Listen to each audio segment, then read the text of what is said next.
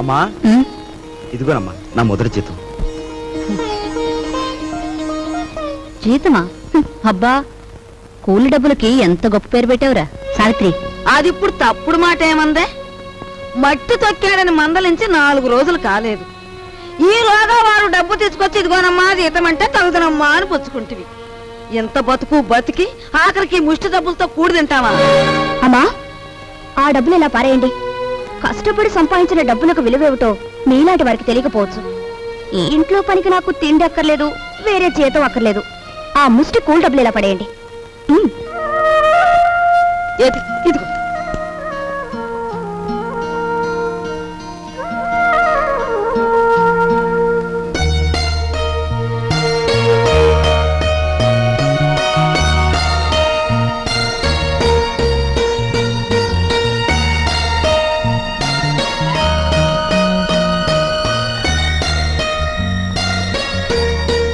భార్యాభర్తల మధ్య ఉండవలసిన అవగాహన చూపించు. నువ్వు ఈ ఇంటికి పని మనిషివైనా నాకు నా మనిషివి.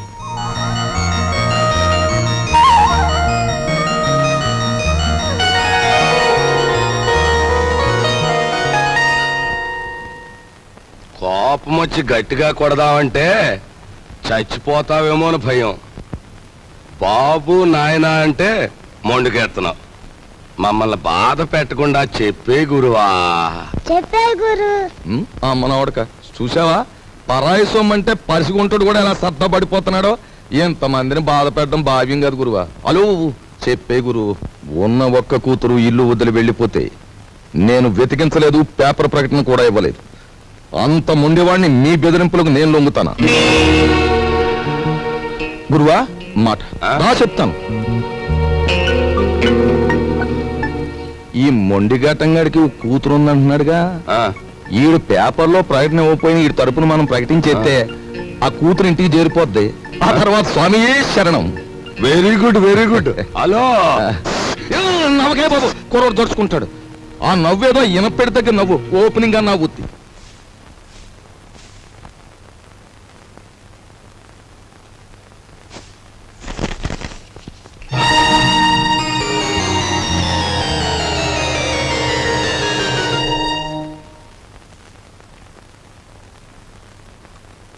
ఇదేమిటండి, నా చేతిగాజులు లెక్క పెడుతున్నారు? ఈవేళ మార్నింగ్ ఇంటర్వ్యూలో ఎవడో రవిరాజ్ అట, సార్ మీరు ఇన్ని క్వశ్చన్లు వేస్తున్నారు, నేను తిరగబడి ఒక క్వశ్చన్ అడిగితే జవాబు చెప్పగలరా అన్నాడు. ఏమిటి అన్నాను. రోజు అన్నం వడ్డించే మీ ఆవిడ చేతుకున్న గాజులెన్ని అన్నాడు. Fantastic daddy. ఎవరతను? ఎవరు? రవిరాజా. తిరగబడి అటువంటి ప్రశ్న వేయాలనే థాట్ రావడం ఉంది చూసారు. That's great. He's really the hero of the present society. Jaya shut up. నీ తండ్రి మీద తిరగబడిన వాడు నీకు హీరోగా కనిపిస్తున్నాడా? నాలాంటి వాడి కాళ్ళ చుట్టూ దేహి ఉద్యోగం ఇవ్వండి బ్రతుకుతామని ప్రదక్షిణాలు చేసే ఒక నిర్భాగ్యుడు నీ దృష్టిలో హీరో ఆఫ్ ది ప్రజెంట్ సొసైటీయా? నీ చదువు ఎన్ని వెర్రితల్ల వేస్తోందంటే, అవునులే, నువ్వు తిరగడానికి ఒక కారు, వీలైనంత ఖర్చు పెట్టుకోవడానికి బ్యాగ్ నిండా డబ్బు, నువ్వేది అడిగితే అది క్షణాల మీద సమకూర్చే తల్లిదండ్రులు, ఏసీ రూమ్లు, సోఫా బెడ్లు, తినడానికి ఖరీదైన భోజనం, ఇవన్నీ ఉంటే నీకు మంచేమిటో చెడ్డేమిటో ఏమాత్రం తెలియడం లేదు. అదే చాలీ చాలని తిండి, చాలీ చాలని బట్ట, బ్రతుకుతున్నామో చస్తున్నామో అర్థం కాకుండా బ్రతుకుతున్న ఏ దౌర్భాగ్యుల ఇళ్లలోనో 4 రోజుల పాటు ఉంటే తెలుస్తుంది. అక్కర్లేదు, పిలవక్కర్లేదు. ఆకలేస్తే అదే ఏసీ రూమ్లు, సోఫా బెడ్లు, తినడానికి ఖరీదైన భోజనం, ఇవన్నీ ఉంటే నీకు మంచేమిటో చెడ్డేమిటో ఏమాత్రం తెలియడం లేదు. అదే చాలీ చాలని తిండి, చాలీ చాలని బట్ట, బ్రతుకుతున్నామో చస్తున్నామో అర్థం కాకుండా బ్రతుకుతున్న ఏ దౌర్భాగ్యుల ఇళ్లలో 4 రోజుల పాటు ఉంటే తెలుస్తుంది.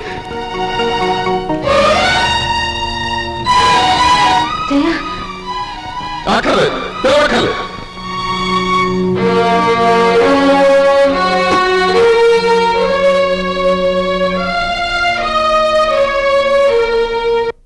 డాడీ, బయటికి వెళ్ళి బతకలేనని కదా మీరు అన్నారు.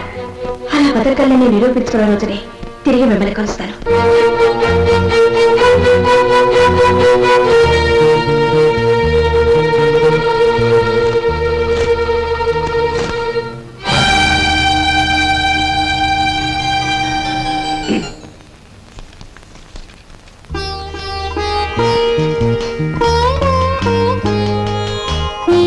నీ సంస్కారం చూసి ఆశ్చర్యం కలిగినా నువ్వు కలవారి అమ్మాయివని మాత్రం ఊహించలేకపోయావు. పేపర్లో నీ ఫోటో చూశాక నువ్వు ఇంట్లోంచి పారిపోయి వచ్చావని అర్థం. నువ్వు ఇక్కడే ఉన్నావని మీ నాన్నగారికి ఫోన్ చేశాను.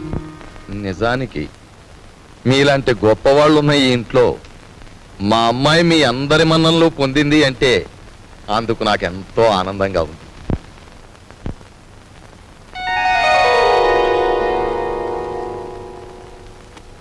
ఇదిగో పిల్ల, నిన్ను ఎప్పుడెప్పుడు ఏమేమి తిట్టానా అని ఆలోచిస్తే అస్సలు నిన్ను తిట్టకుండా ఎప్పుడున్నానో గుర్తు రావడం లేదు.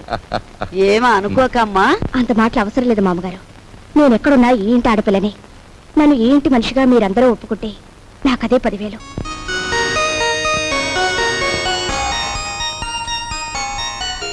కూర్చోమ్మ, వెళ్ళొస్తాను. నువ్వు వెళ్ళి అమ్మకి కనిపించు, నీకోసమే చూస్తాను. చూడమ్మా, నేను పైకెక్కి దిగలేను గాని ఆ సేఫ్ లో 50,000 పట్ల ఆఫీసు తీసుకెళ్ళాను. అదేమిటి డాడీ, మీరు సేఫ్ నంబర్ నాకు ఎప్పుడూ చెప్పలేదుగా. సారీ, నీకు తెలియదుగా. వెళ్ళి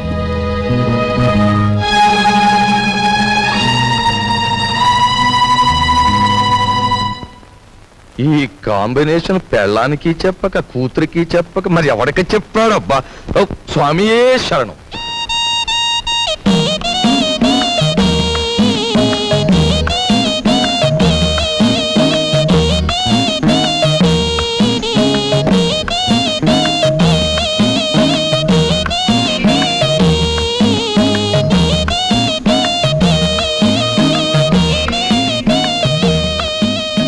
భయపడొద్దు, అటు తలుపు తీసి ఉంచుతాను, రా.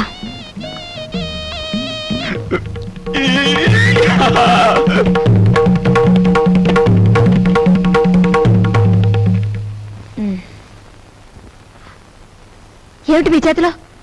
ఇదివ్వండి. ఏం లేదు. డాక్టర్ మీకేం చెప్పారు? వీడియోలు కాల్స్ వద్దన్నారా లేదా?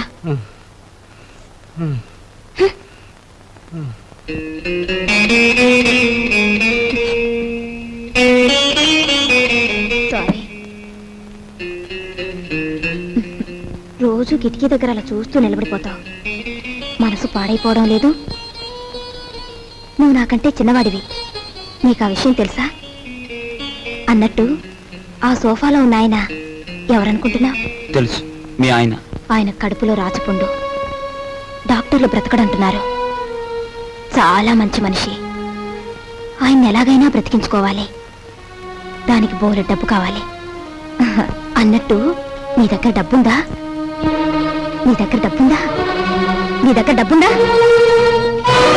నిన్నేరా అడిగేది. నీ దగ్గర డబ్బుందా? నేను డబ్బు కోసం వ్యభిచారం చేస్తున్నాను. ఫూల్. డబ్బు లేని చవటవి ఆ కిటికీ దగ్గర చేరి దేనికి ఆ చూపులు? ఇంకొక్కసారి అలా చూసావో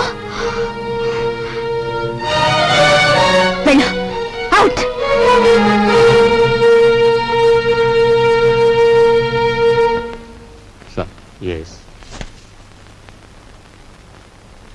సార్, నా కూతురు వివాహానికి పిఎఫ్ లోనికి అప్లికేషన్ పెట్టాను.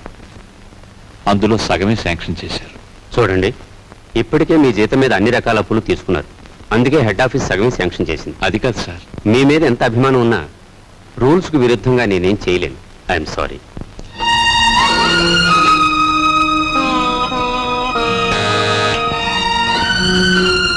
రాఘవయ్య మళ్ళీ అప్పుకేగా వీళ్ళే.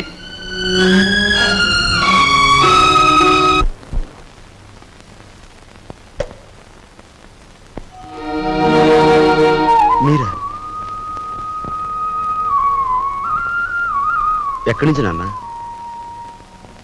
ఈ వీధిలో ఎవరో అప్పిచ్చేవారున్నారంటే అడగాలని వచ్చాను.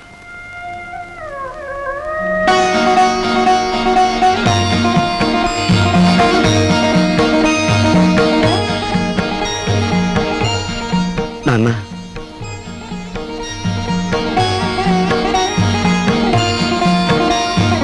మట్టి తొక్కుతున్నావని నిన్ను ఏసడించుకుని అప్పుల కోసం వీధుల వెంట తిరగటం అంతకంటే అసహ్యమని నాకు తెలుసు.